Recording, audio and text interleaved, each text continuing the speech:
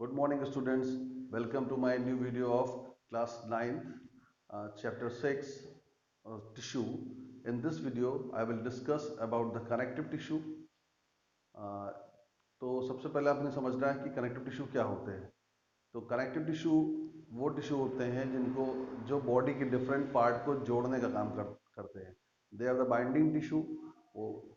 They bind different part of the body, different tissue of the body, different organs of the body. तो इस तरह से आप समझ सकते हैं कि ये बॉडी के डिफरेंट पार्ट को जोड़ने का काम करते हैं। जैसे बोन टू बोन ये जोड़ देते हैं, मसल टू बोन मसल्स को बोन से जोड़ते हैं, और जो है बॉडी के ट्रांसपोर्ट सिस्टम में भी काम करते हैं। इनकी जो सेल्स होती हैं वो लूजली पैक्ड होती हैं, मतलब, और सारी सेल्स इंटरसेलुलर मैट्रिक्स में एम्बेडेड होती है। मतलब एक मैट्रिक्स होता है जो और उसी में सारी सेल्स मतलब एम्बेडेड मतलब धसी होती हैं। तो अब वो मैट्रिक्स कैसा होता है, मैट्रिक्स होता है वो मतलब वो डिपेंड करता है कि किस तरह का टिश्यू है या उनका फंक्शन क्या है।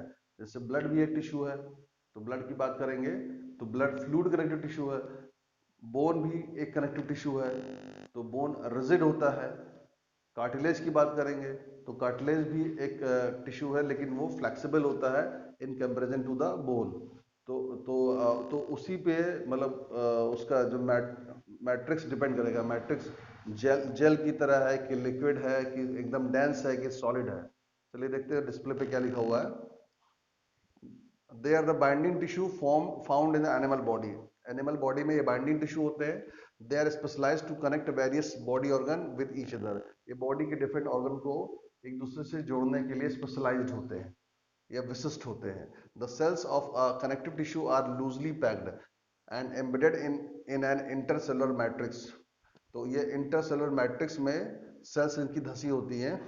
मैट्रिक्स मतलब ये मैट्रिक्स इसका जेली लाइक भी हो सकता है या सॉलिड हो सकता है या फिर लिक्विड हो सकता है। देखिए, द मैट्रिक्स में भी जेली लाइक फ्लूइड जेल की तरह हो सकता है, या फ्लूइड लिक्विड हो सकता है, या डेंस मतलब सेल्स बहुत पास पास हो सकती हैं, या रिजिड एकदम से सॉलिड हो सकती हैं, depending upon the type of tissue. मतलब ये डिपेंड करता है कि मैट्रिक्स मतलब किस तरह का होगा। इस बात पे डिपेंड करेगा कि वो वो किस तरह का टिश्यू है और उसका फंक्शन क्या है।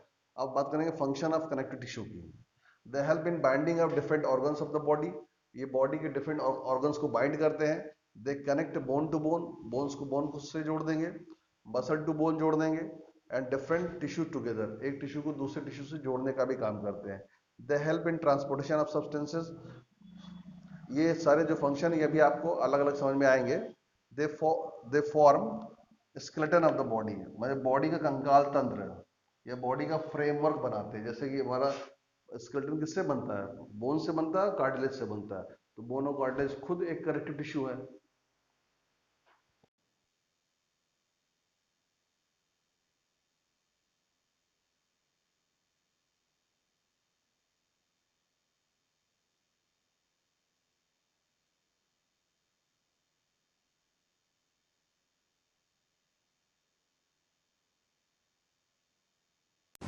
Let's see first connective tissue, which is the blood. तो blood क्या होता है? Blood is a fluid connective tissue which constitute 7 to 8% of the body weight, जो बॉडी वेट का 7 to 8% बनाता है। मतलब जितना भी बॉडी वेट होगा उसका 7 से 8% बना लेता है। जैसे मान लेते हैं अगर किसी का बॉडी वेट 50 kg है तो उसकी बॉडी में ब्लड होगा 3.5 लीटर से लेकर 4 लीटर तक ब्लड हो सकता है। Blood transport nutrient, waste material and respiratory gases which CO2 and CO2 to their destination. Blood जो होता है जो न्यूट्रिएंट्स होते हैं वो इंटेस्टाइन से लेकर बॉडी के सभी पार्ट में जहाँ कहीं उनको ज़्यादा जाना होता है उनको भेजता है।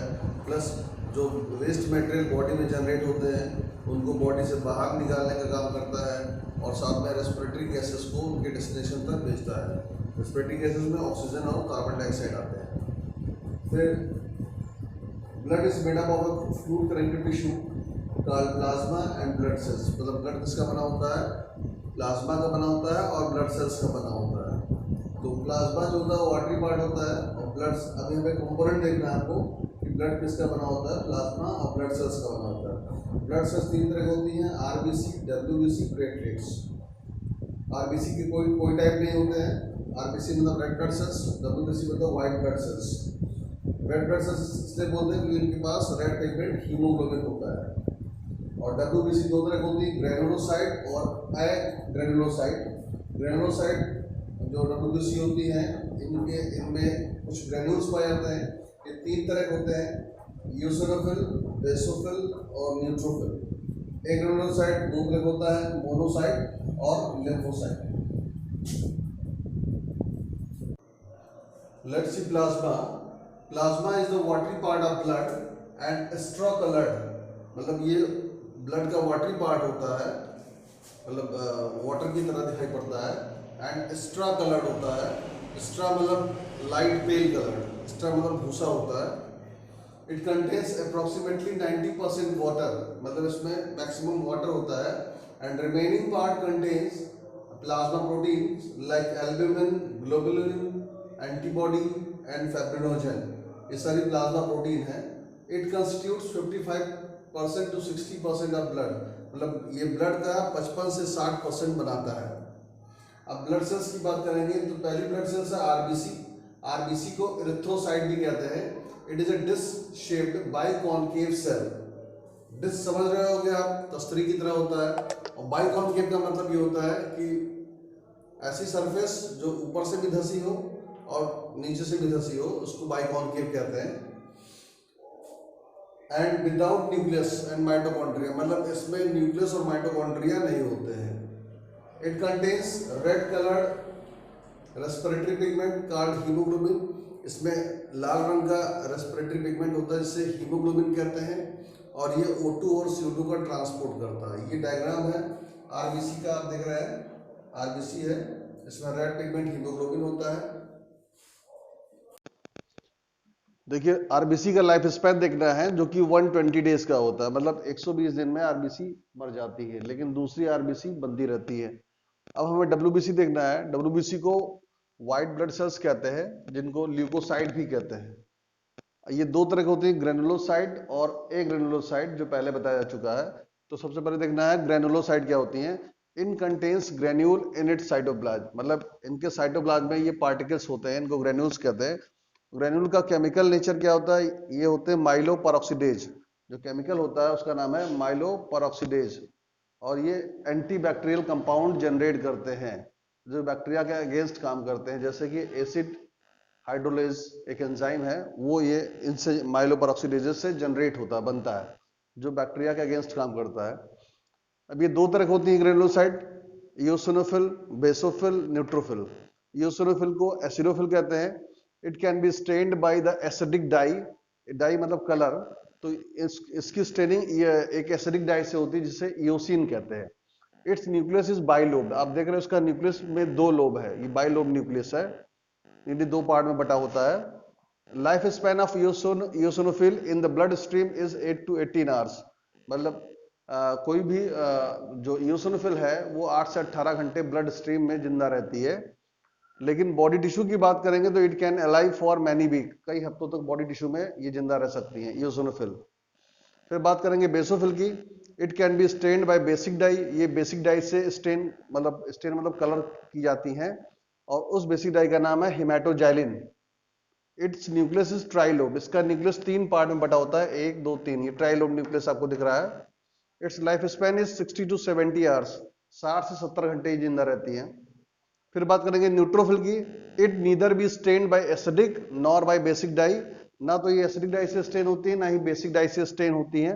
इट्स न्यूक्लियस इज मल्टीलोब्ड, इसका न्यूक्लियस आप देख रहे हैं मल्टीलोब्ड है। And life span is 5 to 135 hours, मतलब 5 से 135 घंटे तक ये जिंदा रहती है। अब हमें प्लेटलेट्स के बारे में देखना है। ये ब्लड का तीसरा कंपोनेंट है। जैसे प्लाज्मा डिस्कस हो गया था, आरबीसी डिस्कस हो गया, और जो है डब्ल्यूबीसी डिस्कस हुआ, फिर प्लेटलेट्स है। तो प्लेटलेट्स को थ्रोम्बोसाइट्स कहते हैं, और ये एग्जैक्टली सेल नहीं होती है, ये फ्रेगमेंट ऑफ सेल्स होती हैं। एक बोन मैरो में एक सेल होती है मेगा कैरियोब्लास्ट, उसके फ्रेगमेंटेशन से ये प्लेटलेट्स बनती हैं, और ये ब्लड क्लॉटिंग में हेल्प करती हैं। दे help in blood clotting during injury. जब कभी चोट लग जाती है, ब्लीडिंग स्टार्ट होती है, उस टाइम ये ब्लड क्लॉटिंग में हेल्प करती है। अब हमें जो सेकेंड आपका कनेक्टिव टिश्यू है लिम्फ, उसको देखना है। लिम्फ क्या होता है? Filtered plasma along with WBC through the wall of blood capillaries is called lymph। मतलब जैसे ये ब्लड कैपिलरी है और इसमें आरबीसी है, डब्ल्यूबीसी है और ये प्लाज्मा भरा होता है, तो प्रेशर से प्लाज्मा और कुछ डब्ल्यूबीसी निचुड़कर या स्क्वीज होकर बाहर चली जाती है। तो ये फिल्टर्ड प्लाज्मा जो है, जो बाहर जाता है, या डब्ल्यूबीसी स्क्वीज होकर या निचुड़कर बाहर चली जाती है, तो ये तो प्लाज्मा और डब्ल्यूबीसी जो ब्लड वेसल्स के बाहर फ्लो करती है, उनको लिम्फ बोलते हैं। और वही प्लाज्मा, वही लिम्फ जब सेल्स में चला जाता है इस या इंटरसेलुलर स्पेसेस में भर जाता है, तो उसी को हम बोलते हैं टिश्यू फ्लूइड बोलते हैं। When lymph get distributed in the intercellular spaces of tissue, it is called tissue fluid। अब function of tissue fluid क्या होता है? It provide medium for exchange of gases, nutrient and waste material। मतलब intercellular space fluid के through जो है nutrient, gases और waste का एक्सचेंज होता है सेल्स और टिश्यू फ्लूइड के बीच में, या सेल्स और ब्लड वेसल्स के बीच में ये सारा एक्सचेंज होता है। Let's see third connective tissue, that is the bone. It is a strong and non-flexible tissue. It is porous, highly vascularized and rigid. Its matrix is made up of protein and salt of calcium and phosphorus। तो bone जो होता है ये एक strong और non flexible tissue है, मतलब इसमें फ्लेक्सिबिलिटी नहीं होती है। इट इज पोरस, मतलब इसमें पोर्स पाए जाते हैं, छिद्र पाए जाते हैं। एंड हाईली वेस्कुलराइज, वेस्कुलराइज का मतलब बोन में ब्लड सप्लाई होती है या ब्लड कैपिलरीज का नेटवर्क होता है। एंड रिजिड मतलब बहुत ही कठोर होती है। इट्स मैट्रिक्स मतलब जो इसका फ्लूइड होता है, बहुत फ्लूइड क्या, बहुत हार्ड मतलब केमिकल्स का बना होता है, और made up of protein and salt of calcium and phosphorus. मतलब इसके मैट्रिक्स में कैल्शियम और फॉस्फोरस के साल्ट और जो है प्रोटीन होता है। अब हम बात करेंगे इसकी इंटरनल स्ट्रक्चर की। तो पहले हम बोन का मैट्रिक्स देख लेते हैं। जैसे ये सपोज कर लेते हैं ये कोई बोन है, ये बोन है,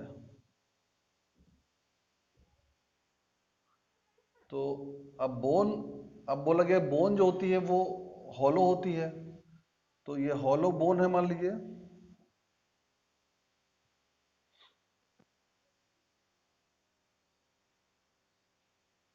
ये इसकी कैविटी है, तो इसकी कैविटी में एक फ्लूइड भरा होता है। बोन हॉलो होती है, उसकी कैविटी में एक फ्लूइड भरा होता है, और इस फ्लूइड को बोलते हैं बोन मैरो। इसको बोलते हैं बोन मैरो बोलते हैं।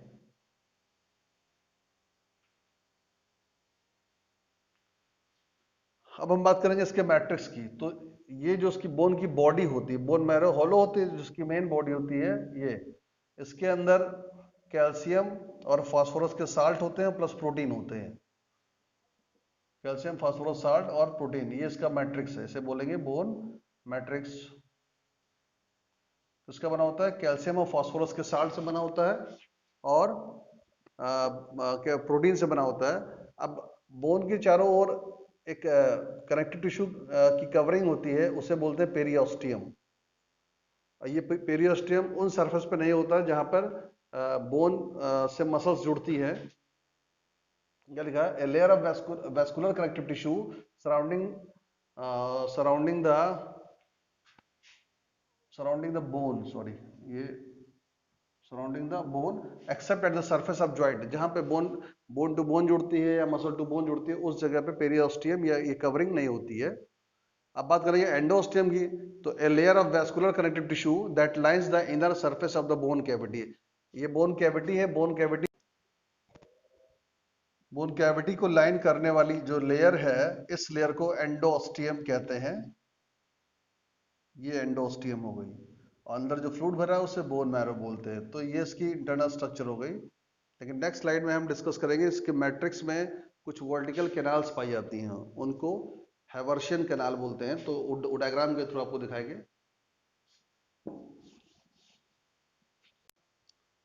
Let's see Haversian canal. तो हैवर्सियन कैनाल क्या होता है? These are vertical canals present in the bone matrix. जैसे अभी पिछली स्लाइड में आपने देखा था कि बोन हॉलो होती है और उसके जो कैविटी होती है उस कैविटी में फ्लूइड भरा होता है, उसको बोन मैरो कहते हैं। और उसके बाहर की ओर बोन मैट्रिक्स प्रेजेंट होता है जो salt of calcium and phosphorus का बना होता है। तो उसी बोन मैट्रिक्स में वर्टिकल कैनाल्स पाई जाती हैं, उनको हैवर्सियन कैनाल कहते हैं। हैवर्सियन सिस्टम डिस्कस करेंगे। What is Haversian system?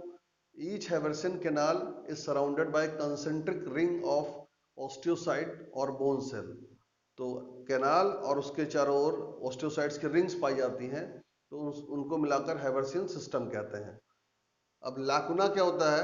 It is a space in bone matrix containing N osteocyte. मतलब जैसे ये एक लैकुना है, इसके अंदर ऑस्टियोसाइट पाई जाती है, ये ऑस्टियोसाइट हो गई। तो हम अभी ट्रांसवर्स सेक्शन में पूरा बोन का हैवर्सियन सिस्टम और हैवर्सियन कैनाल के बारे में देखेंगे।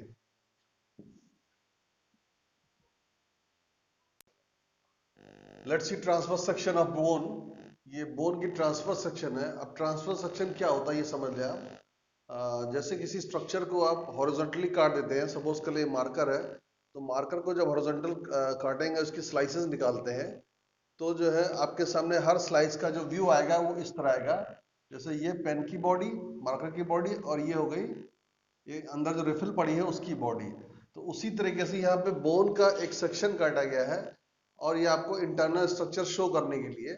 तो इसमें देख रहे हैं बोन ये हॉलो है, सेंटर में बोन हॉलो होती है, एक बड़ी सी कैविटी होती है, इलॉन्गेटेड कैविटी या स्पेस होता है। तो उस कैविटी को आप बोन कैविटी कह सकते हो, और उसके अंदर एक फ्लूइड भरा होता है, उसे बोलते हैं बोन मैरो बोलते हैं। अब बोन ये जो बोन कैविटी है वो इंटरनली सराउंड है एक कनेक्टिव टिश्यू की लेयर से, उसे बोलते हैं एंडोस्टियम। इसकी डेफिनेशन जो है वो लिखाई गई है इसके पहले वाली स्लाइड में। एंडोस्टियम जो होती है वो कनेक्टिव टिश्यू लेयर होती है, वैस्कुलराइज्ड कनेक्टिव टिश्यू लेयर होती है, मतलब ब्लड सप्लाई होती है इसमें। और फिर ये पूरी बोन इंटायरली सराउंड होती है एक और कनेक्टिव टिश्यू लेयर से, उसे बोलते हैं पेरियोस्टियम बोलते हैं। यह भी वैस्कुलराइज्ड होती है, मतलब ब्लड सप्लाई यहाँ पर भी होती है। अब हम बात करेंगे बोन की बॉडी की। तो बोन की बॉडी मतलब एंडोस्टियम और पेरियोस्टियम के बीच में एक सॉलिड मैट्रिक्स भरा होता है, जो कि कैल्शियम और फास्फोरस के साल्ट का बना होता है, प्लस कुछ प्रोटीन्स पाई जाती हैं, उनसे सॉलिड मैट्रिक्स, मतलब अंदर कैविटी बाहर ये जो सॉलिड मैट्रिक्स होता है इसको बोन मैट्रिक्स कह सकते हो। अब बात करेंगे बोन मैट्रिक्स का केमिकल। आपको पता है साल्ट ऑफ, ये बना होता है salt of calcium and phosphorus, ये इसका केमिकल नेचर है मैट्रिक्स का। फिर बात करेंगे हम जो है बोन मैट्रिक्स में कुछ और कैनाल्स पड़ी होती हैं, इसको बोलते हैं हैवर्सियन कैनाल। ये आप देख रहे हैं ये कैनाल है, इसे बोलेंगे हैवर्सियन कैनाल। ये कैनाल, ये कैनाल, ये सारी क्या हैवर्सियन कैनाल है। अब हैवर्सियन कैनाल के चारों ओर बोन सेल की या ऑस्टियोसाइट की कंसेंट्रिक रिंग पाई जाती है। ये एक रिंग है ऑस्टियोसाइट की, ये दूसरी रिंग है ऑस्टियोसाइट्स की। तो मतलब ऑस्टियोसाइट की कंसेंट्रिक रिंग्स और ये हैवर्सियन कैनाल को मिलाकर हम क्या बोलेंगे? Haversian system. तो इस तरह के बहुत सारे हैवर्सियन सिस्टम जो है आपके बोन मैट्रिक्स में पाए जाते हैं। अब हम एक बोन सेल को देखेंगे, यहां से निकाल लिया मान लीजिए। तो ये बोन सेल या ऑस्टियोसाइट जिस स्पेस के अंदर कंटेंट है उस स्पेस को लैकुना बोलते हैं, और अंदर जो है ऑस्टियोसाइट है, ये उसका न्यूक्लियस है, ये न्यूक्लियस ऑफ ऑस्टियोसाइट हो गया। तो ये आपकी इंटरनल स्ट्रक्चर ऑफ बोन है। अब हमें फंक्शन ऑफ बोन देखना है। तो it provide surface for attachment of muscles. ये मसल्स अटैचमेंट के लिए सरफेस प्रोवाइड करता है। Bones form framework of the body, body को एक शेप प्रोवाइड करता है, मतलब बॉडी का जो ढांचा खड़ा करने का काम होता है वो बोन करती है। दे हेल्प इन द ब्रीदिंग, मतलब बोन्स जो होती है ब्रीदिंग में हेल्प करती है। फॉर एग्जांपल के लिए जैसे हमारा जो रिब केज होता है वो रिब से बना होता है और बैकबोन से बनता है, प्लस चेस्ट बोन से बनता है। इस तरह से जो बोन्स होती है वो ब्रीदिंग में भी हेल्प करती है। Blood cells formation occur in the long bones. जो हमारी लॉन्ग बोन्स होती हैं जैसे कि फीमर हो गया या ह्यूमरस हो गया या रेडियस अल्ना हो गया, तो इन सब में जो है जो उनकी कैविटी होती है, कैविटी में फ्लूइड भरा होता है, बोन मैरो, तो उनमें जो है ब्लड सेल फॉर्मेशन होता है। तो अब ये बोन का स्ट्रक्चर और फंक्शंस एंड हुआ। अब नेक्स्ट टॉपिक कनेक्टिव टिश्यू में देखना, दैट इज द कार्टिलेज। तो it is a specialised connective tissue having widely space cell, मतलब ये एक स्पेशल कनेक्टिव टिश्यू होता है जिनमें जो है सेल्स दूर दूर होती है, मतलब पास पास नहीं होती है। इसमें भी एक सॉलिड मैट्रिक्स होता है जिसे जिसे कॉन्ड्रिन कहते हैं, called as chondrin, made up of protein and sugar.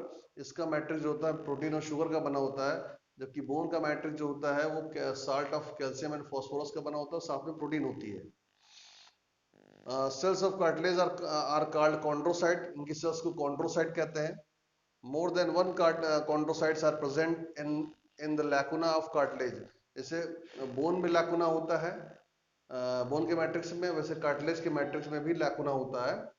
तो लेकिन यहाँ पे लैकुना में अंतर यह है कि यहाँ के लैकुना में दो, मतलब एक से अधिक कॉन्ड्रोसाइट हो सकती हैं, दो हो सकती हैं, या दो होती ही कह सकते हैं आप, जबकि बोन के लैकुना में केवल एक ही ऑस्टियोसाइट होती है। Most of the cartilage in vertebrates embryo are replaced by bones in adult. तो कहने का मतलब है कि जो वर्टिब्रेट यानी animal having backbone are called vertebrate, तो वर्टिब्रेट्स में जो एम्ब्रियो फॉर्मेशन होता है, मतलब बेबी बनने के पहले जो अंदर स्केलेटन होता है, that is made up of cartilage, cartilage का बना होता है। लेकिन जब वो एडल्ट में कन्वर्ट हो, जब वो बेबी बड़ा होता है, तो most of the cartilage are replaced by the bones, जो कार्टिलेज है वो बोन्स के द्वारा रिप्लेस कर दी जाती है। लोकेशन ऑफ कार्टिलेज की बात करेंगे कि ये बॉडी में कहाँ कहाँ पाया जाता है। तो cartilage is present at knows tip, हमारी जो नोज टिप होती है यहाँ पे कार्टिलेज होता है, क्योंकि फ्लेक्सिबल है, ये फ्लेक्सिबल टिश्यू होता है। ईयर पिन्ना, ईयर पिन्ना के टिप पे भी कार्टिलेज, ये पूरा कार्टिलेज है। बिटवीन टू वर्टिब्रा, तो बैकबोन की एक हड्डी को वर्टेब्रा बोलते हैं, तो दो वर्टेब्रा के बीच में कार्टिलेज की पैड पाई जाती है जो बैकबोन को बेंडिंग में हेल्प करती है। At the joint, at the joint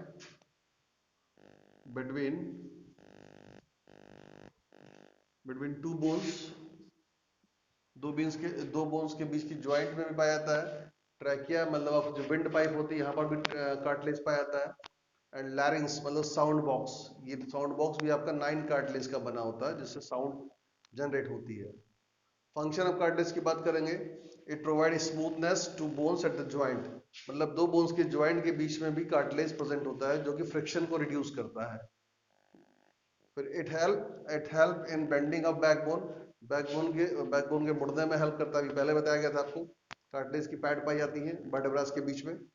it prevent trachea from being collapse during breathing, मतलब ब्रीदिंग के समय आपके विंड पाइप चिपक न जाए, तो उससे बचाता है। इसमें ट्रैकिया में सी से छल्ले पाए जाते हैं जो कि आपकी ट्रैकिया को पिचकने से रोकते हैं जब आप सांस या इनहेल कर रहे होते हैं या अंदर सांस भर रहे होते हैं।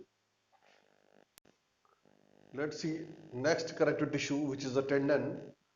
They are strong inelastic structure, मतलब ये बहुत स्ट्रांग होते हैं और इनलास्टिक है, मतलब इसमें फ्लेक्सिबिलिटी नहीं होती है।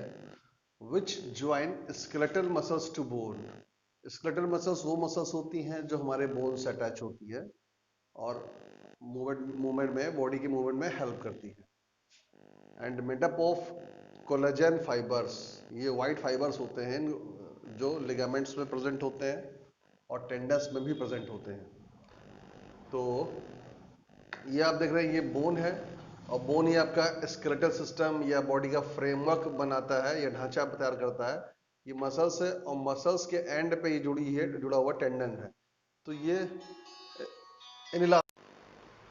अब हमें देखना है कंपोनेंट ऑफ एरियोलर टिश्यू, कि एरियोलर टिश्यू किसका बना होता है या क्या क्या कंपोनेंट इसमें होते हैं। It is made up of 4 type of cells and 3 type of fibres, 4 तरह की सेल्स होती हैं और 3 तरह के फाइबर्स होते हैं इसमें। तो सबसे पहले देखना सेल्स ऑफ एरियोलर टिश्यू। पहला है fibroblast, it secretes variety of fibre present in the areolar tissue. Areolar tissue में जितने भी फाइबर्स होते हैं वो सारे फाइब्रोब्लास्ट सेल रिलीज करती है, बनाकर छोड़ती है। मैक्रोफेजेस, ये लार्ज स्पेशलाइज्ड सेल्स होती हैं विच recognise, engulf and destroy foreign substances and microbes entering entering the body, it is a part of our immune system. तो ये लार्ज स्पेशलाइज सेल होती हैं जो रिकॉग्नाइज मीन्स पहचानती हैं, इनगल्फ मतलब उनको खा लेती हैं और खाकर डिस्ट्रॉय कर देती हैं किसको, फॉरेन सब्सटेंसेस जो बॉडी में बाहर से मटेरियल कोई टॉक्सिक प्रोटीन आ रहा है तो उसको डिस्ट्रॉय कर सकती हैं, या फिर माइक्रोब्स बॉडी में एंटर कर रहे हैं, बैक्टीरिया या वायरसेस एंटर कर रहे हैं तो उनको ये पहले आइडेंटिफाई करेंगी, फिर उनको इनगल्फ करेंगी, फिर उनको डिस्ट्रॉय कर देंगी. It is a part of immune system, ये इम्यून सिस्टम का पार्ट है. मास्ट सेल की बात करेंगे, it secretes histamine against allergen. तो सबसे पहले मतलब एलर्जन के अगेंस्ट हिस्टामिन सिक्रीट करती है. हिस्टामिन मतलब जो है क्या होता है आप समझना है, और एलर्जन क्या होता है, मतलब एलर्जन वो सब्सटेंस होते हैं जिनसे एलर्जिक रिएक्शन बॉडी में स्टार्ट होती है. मतलब हमारी बॉडी में जो इम्यून सिस्टम होता है वो किसी भी मतलब टॉक्सिक केमिकल के बॉडी में एंटर करते ही हमारा इम्यून सिस्टम रिस्पॉन्स करता है. तो जो इम्यून सिस्टम का रिस्पॉन्स होता है उसी को एलर्जिक रिएक्शन कहते हैं. सपोज कर लेते हैं कि जैसे बहुत गर्मी लग रही, किसी को इचिंग हो रही है, मतलब गर्मी में ज़्यादा इचिंग होना स्टार्ट हो गया, तो कुछ लोगों को नमी से एलर्जी होती है, या किसी को धूप से एलर्जी होती है, तो उस कंडीशन में उसकी बॉडी में चकत्ते पड़ने लगते हैं. तो चकत्ते पड़ना ये एलर्जिक रिएक्शंस है. ठीक है, तो किसी भी एलर्जिक रिएक्शन के अगेंस्ट जो है या कोई भी एलर्जन वो सब्सटेंस है जिसकी वजह से एलर्जी होती है, तो उसके अगेंस्ट ये जो मास्ट सेल होती हैं ये हिस्टामिन रिलीज करती हैं. ये भी लिखा हुआ है, it is responsible for allergic reaction in the body. Body में जो भी एलर्जिक रिएक्शंस होते हैं उनके लिए रिस्पॉन्सिबल होता है मास्ट सेल, क्योंकि मास्ट सेल हिस्टामिन रिलीज करता है. It is also the part of immune system, ये भी इम्यून सिस्टम का पार्ट है. अब हमें फोर्थ सेल देखनी है एरियोलर टिश्यू की, that is the plasma cell. It is a kind of WBC जिसको बी लिम्फोसाइट भी कहते हैं, विच प्रोड्यूस एंटीबॉडी. एंटीबॉडी क्या होती है, ये एक डिफेंसिव प्रोटीन होती है जो किसी भी टॉक्सिक प्रोटीन के अगेंस्ट जो है ये फाइट करती है. कोई बाहर से कोई बॉडी में प्रोटीन पहुंच जाती है जो कि नुकसानदायक हो सकती है, उसके अगेंस्ट काम करती है. और अब हम बात करेंगे फाइबर्स ऑफ एरियोलर टिश्यू की. तो एरियोलर टिश्यू में 3 तरह के फाइबर होते हैं, कोलेजन फाइबर, इलास्टिन फाइबर और reticulate fibre. All these fibres are secreted by the fibroblast. जैसे प्लाज्मा से इसमें एरियोलर टिश्यू में एक सेल होती है फाइब्रोब्लास्ट, वो सारे तरह के फाइबर्स को सिक्रीट करती है. अब हम ये एरियोलर टिश्यू का डायग्राम देखते हैं. तो इस डायग्राम में आपको दिख रहा है ये फाइब्रोब्लास्ट सेल है, यहाँ पर भी फाइब्रोब्लास्ट सेल है. ये फाइब्रोब्लास्ट सेल जो है ये फाइबर रिलीज कर रही है. तो ये फाइबर कौन से है, ये सारे कोलेजन फाइबर है जो ब्लू कलर से दिख रहा है आपको. अब कुछ फाइबर बीच में पड़े हैं, ये सारे इलास्टिन फाइबर है, ब्लैक कलर में दिख रहा है. या ये भी फाइब्रोब्लास्ट सेल है जो कि रेटिकुलेट फाइबर को रिलीज कर रही है. ये मैक्रोफेजेज है जिसका बताया गया फंक्शन, ये बैक्टीरिया वायरसेस जो बाहर से आते हैं उनको इनगल्फ करके डिस्ट्रॉय कर देती हैं. ये प्लाज्मा सेल है जो एंटीबॉडीज बनाती हैं, WBC की तरह बिहेव करती हैं. और ये मास्ट सेल है जो कि हिस्टामिन रिलीज करती है. ये आपका टोटल समरी आपका डायग्राम में बताया गया जितना अभी तक डिटेल बताया गया था. Let's see adipose tissue, which is the earth connected tissue. It is a fat storage tissue made up of adipocytes. ये फैट स्टोरिंग टिश्यू है जो कि एडिपोसाइट सेल का बना होता है. Adipocyte contain fat globules. Adipocyte में फैट ग्लोब्यूल्स होता है. लोकेशन की बात करेंगे, it is present below skin, skin के नीचे पाया जाता है, and between internal organs, internal organs के बीच में पाया जाता है. फंक्शन की बात करेंगे तो it acts as shock absorber, shock absorber for organs. ये शॉक एब्जॉर्बर की तरह काम करता है, मतलब झटकों से बचाता है. It also act as a heat insulator, मतलब हीट को बाहर नहीं निकलने देता बॉडी से. डायग्राम है एडिपोस टिश्यू का.